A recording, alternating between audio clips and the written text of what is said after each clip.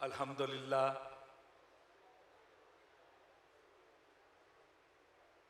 الحمدللہ الواحد الغفار والصلاة والسلام علی سید الابرار وآلہ الطیبین الاطہار وصحابتہ المہدیین الاخیار اما بعد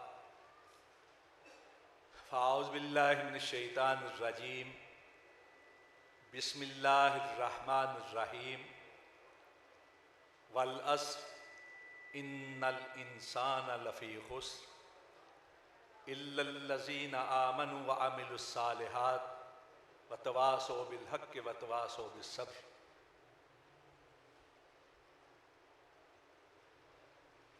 حضرات،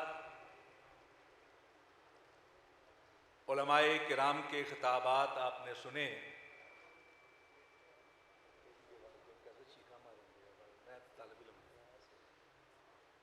اور حضرت شیر ربانی تشریف فرما ہیں، ان کا خطاب بھی آپ سنیں گے۔ اللہ رب العزت ہمارے علماء کرام کی حفاظت فرمائے۔ میں ایک طالب علم ہوں، میں مختصر وقت میں ایک طالب علمانہ گزارش جو ہے وہ آپ کے گوش گزار کرنے کی کوشش کروں گا۔ ممکن ہے کہ کوئی بات میرے اور آپ کے لیے فائدہ مند ہو، اس لیے اگر یکسوئی کے ساتھ توجہ کے ساتھ سماعت فرمائیں گے تو فائدہ ہو سکتا ہے، اور میں کھلی اجازت دیتا ہوں کہ جو حضرات جانا چاہتے ہیں وہ جا سکتے ہیں، اٹھ سکتے ہیں، لیکن تقریر کے دوران جو 15-20 منٹ گفتگو کروں خاموشی کے ساتھ تشریف فرما رہے۔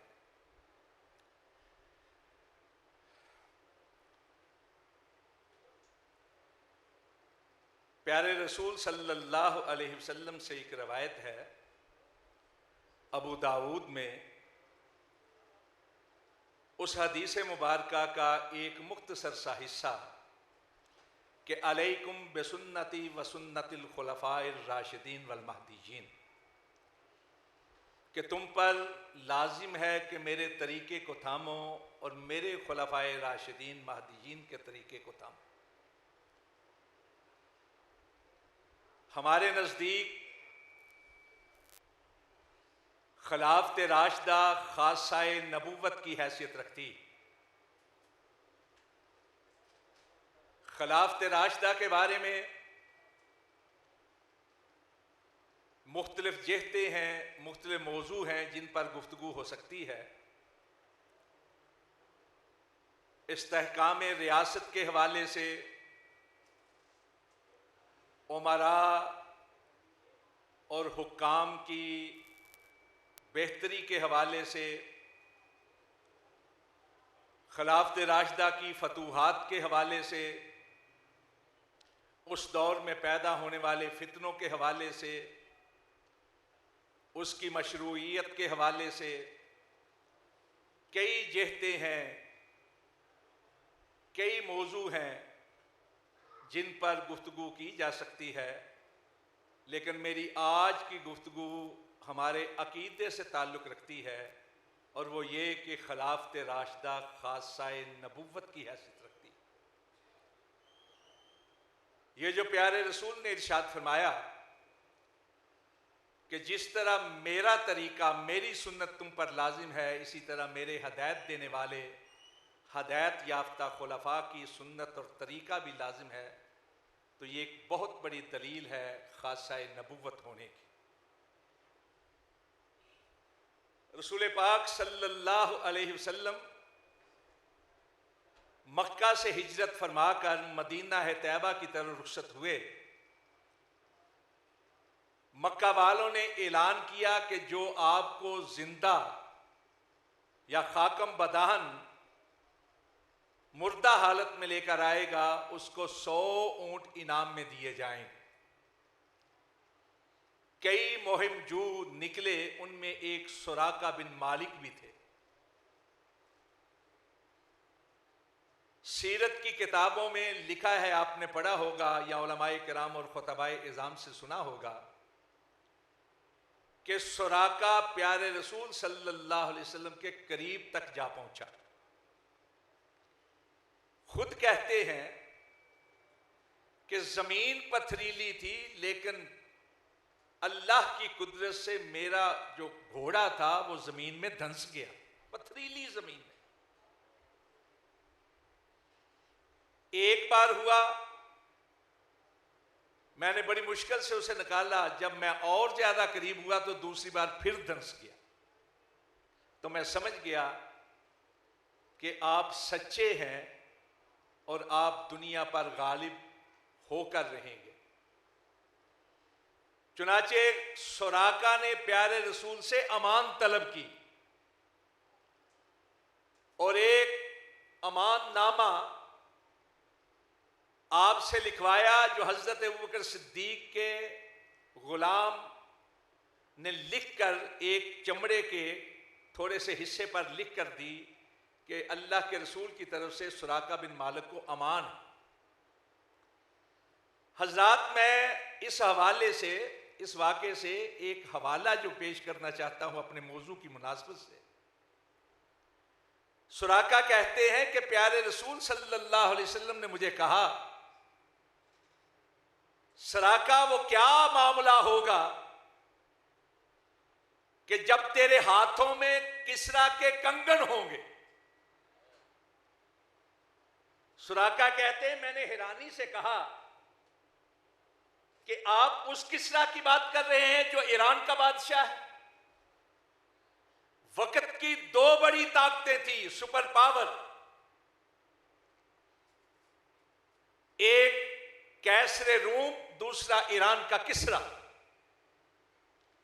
اور پیارے رسول صلی اللہ علیہ وسلم اس کیفیت میں ہیں کہ جب رات کے اندھیاروں میں چھپ کر مکہ مکرمہ سے نکلے ہیں مدینہ طیبہ کی طرف.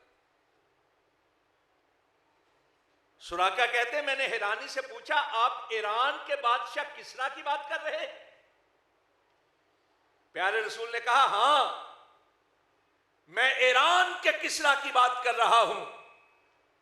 سراقہ وہ کیا معاملہ ہوگا کہ جب تیرے ہاتھوں میں کسرا کے کنگن ہوں.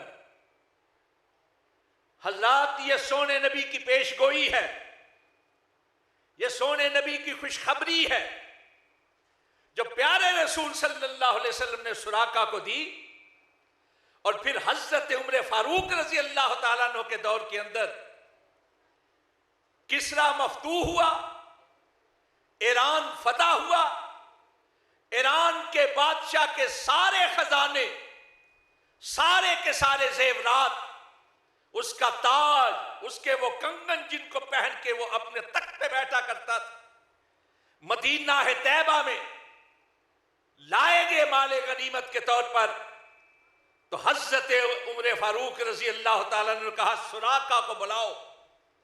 سراقہ بن مالک کو بلایا گیا. حضرت عمر فاروق نے کہا سراقہ یہ کسرا کے کنگن اپنے بازوؤں میں پہن کر دکھا. حضرات وہ پیش گوئی جو سونے نبی صلی اللہ علیہ وسلم نے کی تھی وہ پوری ہوئی ہے تو خلافت راشدہ کے دور کے اندر ہوئی ہے. اس لیے ماننا پڑے گا کہ خلافت راشدہ خاصہ نبوت کی حیثیت رکھتی. سونے نبی صلی اللہ علیہ وسلم غزوہ احزاب ہے جسے غزوہ خندق بھی کہا جاتا ہے. حضرت سلمان فارسی کے کہنے پر دفاعی پوزیشن اختیار کی اور خندق کھودنا شروع کر دی کہ عرب کے کئی قبائل جمع ہو کر مدینہ طیبہ پر حملہ آور ہو چکے. حملہ آور فوجیوں کی تعداد، لشکریوں کی تعداد 10,000 سے زیادہ ہے اور مدینہ طیبہ میں سونے نبی کے ساتھی صرف 3,000 کی قلیل تعداد میں. ایسے میں خود اللہ کے نبی صلی اللہ علیہ وسلم صحابہ کرام کے ساتھ مل کر کدال چلا رہے ہیں. کھانے کا سامان ختم ہو چکا ہے. صحابہ کرام بھوک کی شدت سے اپنے پیٹ پر پتھر باندھے ہوئے ہیں. صحابہ اکرام کے پیٹ پر ایک پتھر بندھا ہے اور سونے نبی کے پیٹ مبارک پر 2 پتھر بندھے ہوئے. یہ کیفیت ہے، محصور ہے، دفاعی پوزیشن ہے.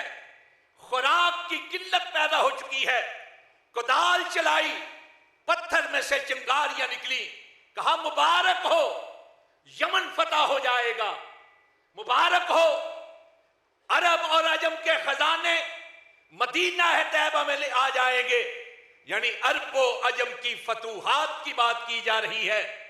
حضرات، سونے نبی صلی اللہ علیہ وسلم نے جو غزوہ خندق میں کدال چلاتے ہوئے پیش گوئی کی تھی عرب و عجم کی فتوحات کی، عرب و عجم کے بادشاہوں کے خزانے کے کھنچانے کی، وہ اگر پیش گوئی مکمل ہوئی ہے تو خلافت راشدہ کے دور کے اندر ہوئی. اس لیے ماننا پڑے گا کہ خلافت راشدہ خاصہ نبوت کی حیثیت رکھتی. آیت نازل ہوئی، هو الذی ارسل رسولہ بالہدی ودین الحق لیظہرہ علی الدین کلہ ولو کرہ المشرکون ولو کرہ الکافر. اور تمام مفسرین اس بات پر متفق ہیں کہ اس آیت کے ذریعے سے دنیا کے بڑے بڑے ادیان پر اسلام کے غلبے کی خوشخبری سنائی گئی. ایران اور روم کی فتح کی نوید سنائی گئی ہے. حضرات، یہ خوشخبری، یہ نوید کس دور میں پوری ہوئی؟ پیارے رسول کے حیات مبارکہ کے اندر تو سارا عرب بھی فتح نہیں ہوا تھا، یمن فتح نہیں ہوا تھا. اگر روم اور ایران مغلوب ہوئے، مفتوح ہوئے، فتح ہوئے، ان کی حکومتیں ختم ہوئیں تو خلافت راشدہ کے دور کے اندر ہوئی. اس لیے ماننا پڑے گا کہ خلافت راشدہ خاصہ نبوت کی حیثیت رکھتی. سونے نبی نے ارشاد فرمایا، ہلاک کیسر ولا کیسر بعدہ، ہلاک کسریٰ ولا کسریٰ بعدہ. کیسر ہلاک ہو جائے گا، جسے انگلش میں سیزر کہا جاتا ہے. کیسر ہلاک ہو جائے گا، پھر اس کے بعد کوئی کیسر نہیں ہوگا. کسریٰ ہلاک ہو جائے گا، اس کے بعد کوئی کسریٰ نہیں ہوگا. کیسر روم کے بادشاہوں کا لقب تھا. جس طرح تاریخ اسلامی میں خلیفہ اول، خلیفہ ثانی، خلیفہ ثالث، خلیفہ لقب ہوتا تھا، یا فرعونوں کے دور کے اندر فرعون لقب ہوتا تھا، اس طرح روم کا جو بھی بادشاہ ہوتا وہ کیسر کہلاتا تھا، اور ایران کا جو بھی بادشاہ ہوتا وہ کسریٰ ہوتا تھا. سونے نبی نے پیش گوئی کی کہ یہ کیسر ہلاک ہوگا، اس کے بعد کوئی کیسر دنیا کے اندر باقی نہیں رہے گا. کسریٰ ہلاک ہوگا، کوئی کسریٰ باقی نہیں رہے گا. حضرات، یہ پیش گوئی بھی اگر سچ ثابت ہوئی ہے تو خلافت راشدہ کے دور کے اندر، خلفائے راشدین کے دور کے اندر، حضرت ابو بکر و عمر کے دور کے اندر ہوئی ہے.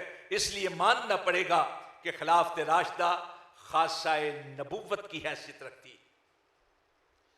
سورہ نور کی آیت نمبر 55، وَوَعَدَ اللَّهُ الَّذِينَ آمَنُوا مِنْكُمْ وَعَمِلُوا الصَّالِحَاتِ لَيَسْتَخْلِفَنَّهُمْ فِي الْأَرْضِ. اللہ وعدہ کرتا ہے مومنوں کے ساتھ، تم میں سے مومنوں کے ساتھ، نیکوکاروں کے ساتھ، کہ اللہ رب العزت ان کو زمین پر خلافت عطا کرے گا. قرطبی نے اپنی تفسیر کے اندر، منہج الصادقین کے تفسیر کے اندر، خلاصۃ المنہج کے اندر، مجمع البیان طبرسی کی، اس میں اس آیت کے اندر ہے لَيُورِثَنَّهُمْ أَرْضَ الْكُفَّارِ مِنَ الْعَرَبِ وَالْعَجَمِ. اللہ رب العزت اس آیت مبارکہ میں مومنوں کے ساتھ یہ وعدہ کر رہا ہے کہ عرب اور عجم کی زمین ان کے زیر نگین لے آئے گا، خلافت قائم ہوگی. حضرات، یہ وعدہ ہے الہی، اللہ کا یہ وعدہ جو رسول اللہ نے قرآن پاک کی آیت کی صورت میں تلاوت کر کے سنایا، یہ اگر پورا ہوا ہے تو خلافت راشدہ کے دور میں ہوا ہے، حضرت ابوبکر صدیق کے دور میں ہوا ہے، حضرت عمر فاروق کے دور میں ہوا ہے، حضرت عثمان غنی کے دور کے اندر ہوا ہے، حضرت علی بھی لڑتے رہے، حضرت امیر معاویہ کے دور کے اندر ہوا ہے. اس لیے ماننا پڑے گا کہ خلافت راشدہ خاصہ نبوت کی حیثیت رکھتی. پیارے رسول صلی اللہ علیہ وسلم نے ارشاد فرمایا، مستدرک حاکم کی روایت نمبر 6656، علامہ البانی نے کہا یہ صحیح روایت ہے کہ سونے نبی صلی اللہ علیہ وسلم نے فرمایا، اللہ رب العزت نے مجھ کو چن لیا، پھر میرے لیے بہترین دلوں والے صحابہ کرام کو چن لیا. ان میں سے کئی میرے معاون اور مددگار ہیں، کئی وہ ہیں جو میرے سسرالی رشتے کے اندر آئے، کئی داماد بنے، سارے کے سارے جنتی ہیں. اور جو شخص ان کے ساتھ بیر رکھتا ہے، بغض رکھتا ہے، اللہ اس پر لعنت کرے. حضرات اسی طرح کی روایت العواصم من القواسم کے مقدمے کے اندر ابن بر سے روایت کہ اللہ کے رسول نے ارشاد فرمایا، جس نے اپنی بیٹی نبی کے نکاح میں دی وہ بھی جنتی، اور جس کے نکاح میں نبی نے اپنی بیٹی دی وہ بھی جنتی. حضرات خلافت راشدہ کے حوالے سے ذرا سوچیں. پہلی دونوں شخصیات خلیفہ اول اور خلیفہ ثانی، خلیفہ دوم، دونوں کے دونوں وہ ہیں جن کی بیٹیاں سونے نبی کے نکاح میں ہیں، اور دوسرے دونوں کے دونوں حضرت عثمان غنی رضی اللہ تعالیٰ عنہ اور حضرت علی رضی اللہ تعالیٰ عنہ، دونوں کے دونوں وہ ہیں جن کے نکاح کے اندر نبی کی بیٹیاں ہیں. صدیق عکس حسن و جمال محمد صلی اللہ علیہ وسلم، صدیق عکس حسن و جمال محمد، فاروق ذل جاہ و جلال محمد، عثمان ضیاء شمع خصال محمد، حیدر بہار چمن کمال محمد، معاویہ فدائے اہل و عیال محمد، حسن و حسین حسنین جگر گوشہ و آل محمد. حسن حسن دیکھو، حسن حسن دیکھو یا حسین حسین دیکھو، دونوں میں تابدار جمال مصطفیٰ ہے. ابو بکر و عمر ہو یا ہوں عثمان و علی، چاروں سے آشکار کمال مصطفیٰ ہے صلی اللہ علیہ وسلم. حضرات ہمارے ہاں لوگ جھگڑتے ہیں، پہلا نمبر کس کا ہے؟ جو ماضی کا حصہ بن چکی جو چیز، جو ماضی بن گیا، کیا دنیا کی کوئی طاقت اس ماضی کو تبدیل کر سکتی ہے؟ ماضی نے بتایا سونے نبی کے بعد پہلا نمبر ابو بکر صدیق کا تھا. ابو بکر صدیق کے بعد خلافت ملی عمر فاروق رضی اللہ تعالیٰ عنہ کو. عمر فاروق کے بعد خلافت ملی حضرت عثمان غنی رضی اللہ تعالیٰ عنہ کو. حضرت عثمان کے بعد خلافت حصے میں آئی حضرت علی رضی اللہ تعالیٰ عنہ کے. پھر حضرت علی کے پاس ان کی جگہ پر چند مہینوں کے لیے ان کے لخت جگر حضرت حسن بنے امیر المومنین. لیکن حضرت حسن نے اپنے بھائی کے ساتھ مل کر، اپنے سارے ساتھیوں کے ساتھ مل کر حضرت امیر معاویہ رضی اللہ تعالیٰ عنہ کے ساتھ سلوک کی. نہ صرف سلوک کی بلکہ ان کے ہاتھ پر بیعت کی، اور 20 سال تک حضرت امیر معاویہ کے ساتھی بن کر رہے. میں یہ کہتا ہوں جو ماضی کا حصہ ہے اس کو کوئی تبدیل نہیں کر سکتا. لیکن کامن سنس کے حوالے سے ایک بات عرض کرنا چاہتا ہوں. سونے نبی کے جتنے ساتھی ہیں ایسے پھول ہیں کہ ہر ایک کی اپنی خوشبو ہے. سونے نبی کی تربیت یافتہ یہ پھول گلدستے میں سجے ہوئے، ہر ایک کا اپنا بہترین رنگ، بہترین خوشبو، ہر ایک کی اپنی صلاحیتیں. ذرا سوچیں تو صحیح، اگر حضرت علی رضی اللہ تعالیٰ عنہ آغاز ہی میں امیر المومنین بن جاتے، خلیفہ اول بن جاتے، تو ان کی زندگی میں حضرت ابوبکر صدیق بھی دنیا سے رخصت ہو جاتے، حضرت عمر بھی دنیا سے رخصت ہو جاتے، حضرت عثمان بھی دنیا سے رخصت ہو جاتے.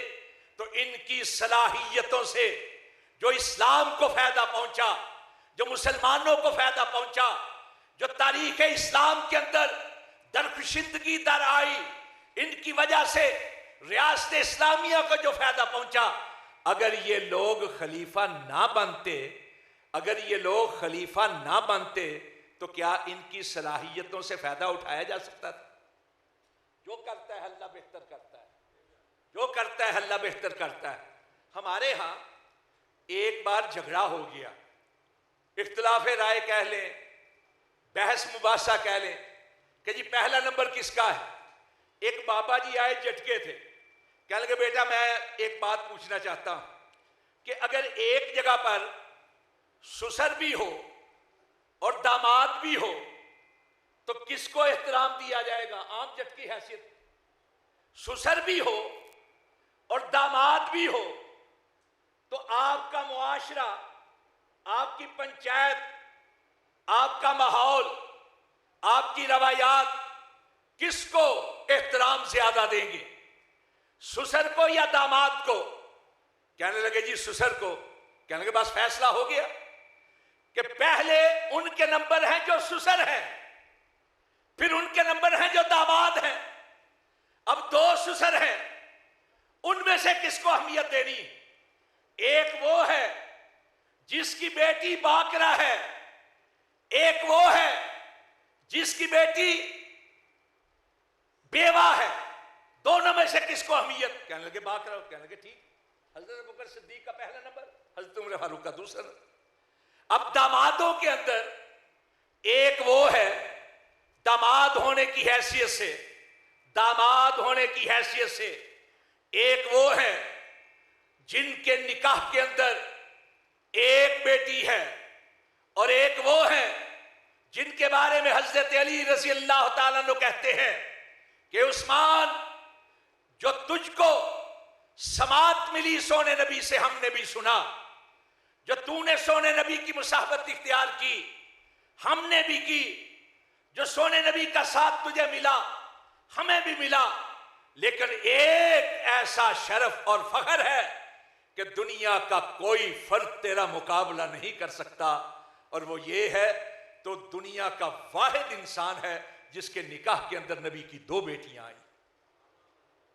ذوالنورین، ذو ہجرتین، ذو نسبتین، ذو حضرین، حضرت عثمان غنی رضی اللہ تعالیٰ عنہ.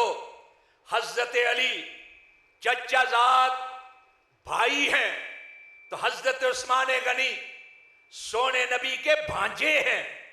سگی پھپھی ام حکم، نام تھا البیضا، والد گرامی کی سگی بہن، اور بعض روایات کے مطابق جڑواں بہن حضرت عبداللہ کی جڑواں بہن سگی والدہ ہے حضرت عثمان غنی رضی اللہ تعالیٰ عنہ.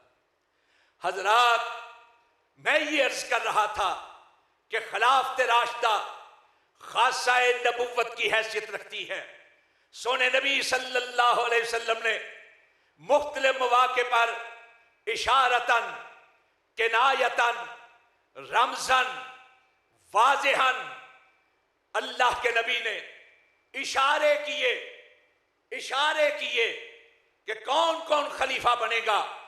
ترمذی کی روایت، ابو داؤد کی روایت، مشکات میں بھی ہے حضرت ابوبکر صدیق کے مناقب میں کہ حضرت ابو بکرہ رضی اللہ تعالیٰ عنہ کہتے ہیں کہ ایک شخص نے خواب دیکھا، اور اس سے مراد سونے نبی صلی اللہ علیہ وسلم ہے.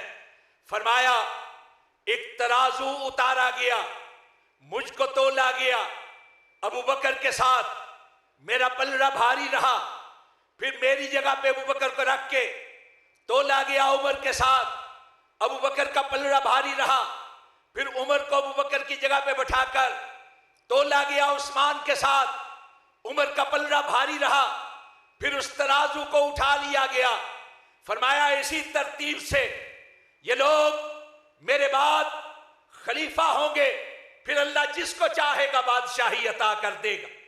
اسی طرح بھائی مہربانی نہیں ریکارڈنگ دی نہ کر، میرے کھانا مسئلہ ہے پریشان۔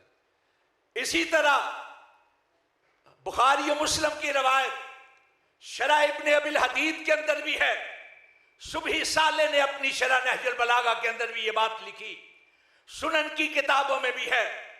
اللہ کے نبی صلی اللہ علیہ وسلم فرماتے ہیں میں نے خواب میں دیکھا میں ایک کنویں میں سے ڈول نکال رہا ہوں، بوکے نکال رہا ہوں، میں نے وہ ڈول ابو بکر کے سپرد کر دیا۔ ابو بکر ایک دو ڈول نکال کے تھک گئے، پھر اس کے بعد وہ چکی چلانے والا آیا، چکی چلانے والا، اور بخاری کے الفاظ فلم ارا عبقریا، میں نے اس سے بڑھ کر طاقتور، عبقری کا کوئی معنی نہیں کر سکا۔ عبقری کا معنی ہوتا ہے سب سے بڑھ کر ذہین، سب سے بڑھ کر فتیر، سب سے بڑھ کر صاحب الرائے، سب سے بڑھ کر دلیر، طاقت والا، جرت والا، ہمت والا، شجاعت والا، منزلت اور مرتبت والا۔ اللہ کے نبی کہتے ہیں فلم ارا عبقریا من الناس، میں نے لوگوں میں اس سے بڑھ کر کسی کو نہیں دیکھا۔ چنانچہ عمر فاروق نے ڈول نکالے، نکالتے ہی چلے گئے، فنولا کھینچتے چلے گئے، ضرب الناس بعطن، یہاں تک کہ گرد گرد کے لوگوں نے اپنی حوضیاں بھر لی، اپنے تالاب بھر لے۔ یہ پیارے نبی صلی اللہ علیہ وسلم نے خواب سنایا، صبحی صالح نے اس خواب کے بیان کرنے کے بعد اپنی شرح نہج البلاغہ کی شرح میں کہا ان ولایت عمر کان مصدقا لرؤیا سید ولد آدم الذی راہ وبشر بہ۔ اس خواب میں در حقیقت حضرت عمر فاروق کی خلافت کی بات کی جا رہی ہے، وہ خلافت جس کے بارے میں اللہ کے نبی نے یہ خواب دیکھا اور لوگوں کو بشارت سنائی۔ ان ولایت عمر کان سببا لعز الدین ورفعت الاسلام وتوسعت البلاد الاسلامیہ۔ حضرت عمر فاروق کی خلافت، آپ کی عمارت، آپ کی حکومت اسلامیہ کی وسعت کا باعث بنی۔ حضرت عمر فاروق کی خلافت دین کے قیام اور دین کی سربلندی کا باعث بنی۔ عنوان النجابہ کے اندر ہے، حضرت عبداللہ ابن مسعود نے کہا اسلام عمر فتحا و ہجرتہ نصرا و امامتہ رحمتا، کہ حضرت عمر فاروق کا اسلام عزت کا باعث بنا، آپ کی ہجرت مسلمانوں کی مدد کا باعث بنی، اور آپ کی حکومت لوگوں کے لیے، دنیا والوں کے لیے رحمت کا باعث بنی۔ حضرات نہج البلاغہ کی شرح ابن ابی الحدید کی جلد 2 صفحہ 146، جب آپ پر قاتلانہ حملہ ہوا، حضرت ام کلثوم جو لخت جگر ہیں حضرت علی رضی اللہ تعالیٰ عنہ کی، انہوں نے کہا واہ عمرہ، ہائے عمر تجھ پر حملہ کر دیا گیا۔ حضرت علی رضی اللہ تعالیٰ عنہ تشریف لائے، آپ کی پیشانی پر یعنی حضرت عمر فاروق کی پیشانی پر بوسہ دیا، اور ساتھ ہی کہا واللہ لقد کان اسلام کا عزا و عمارت کا فخرا ولقد ملات الارض عدلا۔ اللہ کی قسم تو وہ ہے جس کا اسلام عزت کا باعث بنا، تو وہ ہے جس کی عمارت، جس کی حکومت فخر کا باعث بنی، اور تو وہ ہے جس نے ساری زمین کو عدل و انصاف سے بھر دیا۔ حضرات یہ بہترین لوگ تھے، تربیت یافتہ لوگ تھے، یہ لوگ تھے جو اللہ کے نبی کے معاملات کو لے کر، آپ کے طریقے کو لے کر، آپ کی سنت کو لے کر، آپ کی تعلیمات کو لے کر دنیا تک پہنچے۔ اور عمر فاروق تو وہ ہیں کہ جن کے بارے میں کہنے والوں نے کہا کہ اگر تاریخ کے اندر ایک عمر اور ہوتا تو دنیا کے اندر سوائے اسلام کے کوئی دین نہ ہوتا۔ حضرت انس کہتے ہیں بنی مسلک کے کچھ لوگ آئے زکوٰۃ کا مال لے کر، کہنے لگے اللہ کے نبی آج ہم آئے ہیں آپ کے حضور زکوٰۃ کا سامان پیش کر رہے ہیں، اگر آپ نہ ہو تو پھر کس کو پیش کریں؟ کہا میں نہ ہوں تو ابو بکر کو دے دینا، ابو بکر نہ ہو تو عمر کو دے دینا۔ یہ اشارے ہیں اپنے بعد قائم مقام ہونے کے۔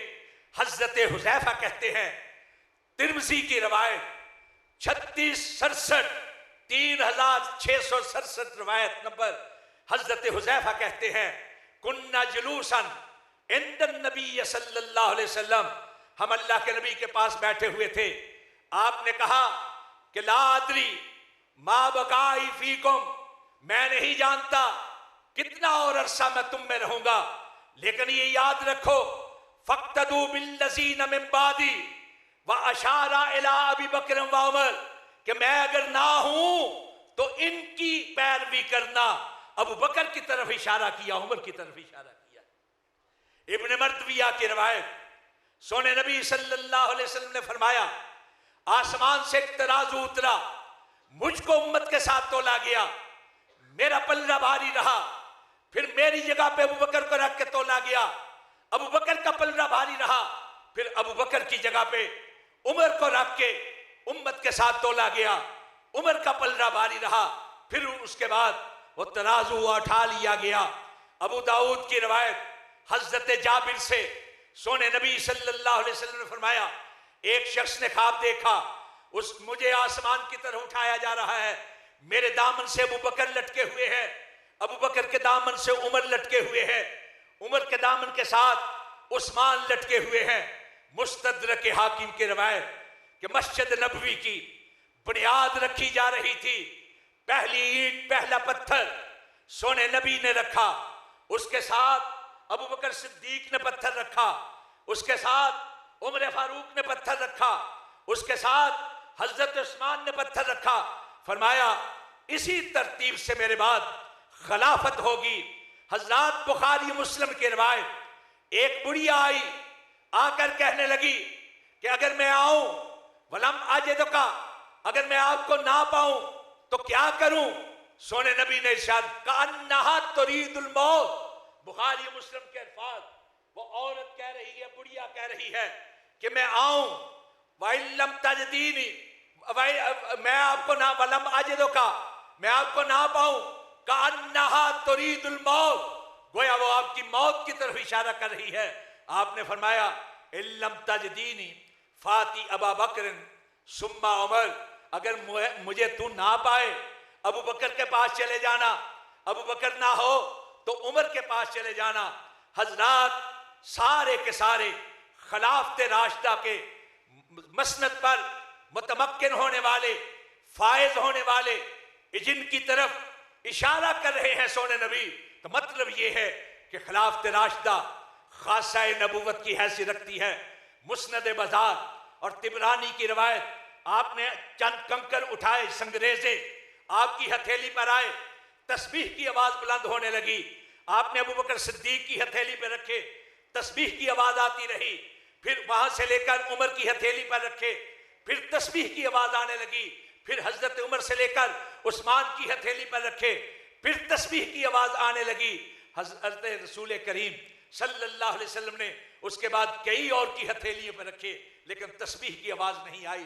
حضرت علی رضی اللہ تعالیٰ عنہ اپنے بیٹے حضرت حسن کو وصیت کر رہے ہیں، نہج البلاغہ کی دوسری جلد میں، کہا بیٹا فقد نظرت فی اعمالہم وفکرت فی احوالہم وسرت فی آثارہم حتی اوتو کا عہدہم، بیٹا میں نے اپنے سے پہلے خلفاء کے حالات کو دیکھا، ان کے معاملات کو جانچا، میں ان کے نقش قدم پر چلا، یہاں تک کہ میں انہی کی طرح کا ایک ہو گیا۔ ایک بار حضرت علی رضی اللہ تعالیٰ عنہ سے ان کے بیٹے حضرت محمد بن حنفیہ، یہ محمد بن حنفیہ تیسرے بیٹے حسن اور حسین کے بعد حضرت علی نے شادی کی فاطمہ الزہرا سیدات النساء الجنہ، جنت کی عورتوں کی سردار، حضرت رسول کریم کی لخت جگر، نور چشم، راحت جاں حضرت فاطمہ الزہرا رضی اللہ تعالیٰ عنہ۔ ان کی وفات کے بعد حضرت علی نے کئی شادیاں کی۔ پہلا بیٹا ہوا، اس کا نام سونے نبی کے نام پر محمد رکھا۔ پھر آپ کے کئی بیٹے ہوئے، ایک کا نام ابو بکر رکھا، ایک کا نام عمر رکھا، ایک کا عثمان رکھا، بلکہ اختیار و معرفت الاسماء جس کو عرف عام میں رجال کشی کہا جاتا ہے، اس میں کہا جاتا ہے ایک روایت کے مطابق آپ کے 2 بیٹوں کا نام عثمان تھا، لیکن حضرات واقعہ کربلا کے شہداء کی فہرست نکالیں تو اس میں حضرت علی کے جو بیٹے شہید ہوئے ان میں حضرت علی کا ایک بیٹا ابو بکر بھی تھا، ایک بیٹا عمر بھی تھا، ایک بیٹا عثمان بھی تھا، حضرت حسن کا ایک بیٹا ابو بکر ان شہداء میں ہے، عمر ان شہداء میں ہے، حضرت حسین کا ایک بیٹا ابو بکر ان شہداء میں ہے، عمر ان شہداء میں ہے، بلکہ حضرت حسین کے بیٹے حضرت قاسم ان کا ایک بیٹا ابو بکر جو ہے وہ بھی ان شہداء کے اندر ہے۔ یہ الگ بات ہے کہ آج ہمیں کچھ اور قصے سنائے جاتے ہیں، جبکہ نام جو ہے یہ بتلاتے ہیں کہ ان کی آپس میں محبت کتنی زیادہ تھی۔ تو محمد بن حنفیہ نے، یہ بخاری مسلم کی بھی روایت ہے، زوائد مسند کے اندر زین العابدین سے بھی روایت ہے، بخاری کے اندر حضرت انس سے روایت ہے، عبداللہ ابن عباس سے روایت ہے، اور حضرات سید مرتضی الملحدہ کی کتاب الشافی اس کے اندر بھی یہ روایت ہے، تلخیص الشافی توسی کی اس میں بھی یہ روایت ہے کہ حضرت محمد بن حنفیہ نے حضرت علی رضی اللہ تعالیٰ عنہ سے اپنے والد گرامی سے پوچھا، بابا اس امت میں نبی پاک کے بعد سب سے بہترین کون ہے، سب سے بہترین کون ہے؟ تو حضرت علی نے کہا، ان خیر ہذہ الامت بعد نبیہا ابو بکر ثم عمر۔ کہا بیٹا نبی پاک کے بعد اس امت کے اندر سب سے بہترین ابو بکر تھا، ابو بکر کے بعد عمر تھا۔ اور تلخیص الشافی توسی کے جو میرے موضوع کے ساتھ مناسبت رکھتی ہے، اسی قول کی تشریح کے اندر خطبہ دیا، کہا اللہم اصلحنا کما اصلحت بہ الخلفاء الراشدین، اللہ ہماری اسی طرح اصلاح فرما، اسی طرح معاونت فرما جس طرح تو نے خلفاء راشدین کی معاونت کی۔ ایک ساتھی اٹھا، اس نے کہا آپ کن کی بات کر رہے ہیں؟ کہا حبیب آیا و اما کا ابو بکر و عمر انہما امام الہدا و شیخ الاسلام والمقتدى بہما ومن اقتدى بہما فقد اسم۔ کہا میں اپنے 2 بہترین دوستوں کی بات کر رہا ہوں، میں تیرے 2 چچاؤں کی بات کر رہا ہوں، انہما ابو بکر و عمر کی بات کر رہا ہوں۔ یاد رکھو دونوں کے دونوں ہدایت کے امام تھے، و شیخ الاسلام، اسلام کی معزز ترین ہستیاں تھیں، والمقتدى بہما، دونوں کے دونوں وہ تھے جن کی پیروی کی جانی چاہیے، ومن اقتدى بہما فقد اسم۔ اور یاد رکھو جس نے ان دونوں کی پیروی کر لی وہ گناہوں سے بچ گئے۔ حضرت امام جعفر صادق، ان سے کسی نے پوچھا آپ ابو بکر و عمر کے بارے میں کیا کہتے ہیں؟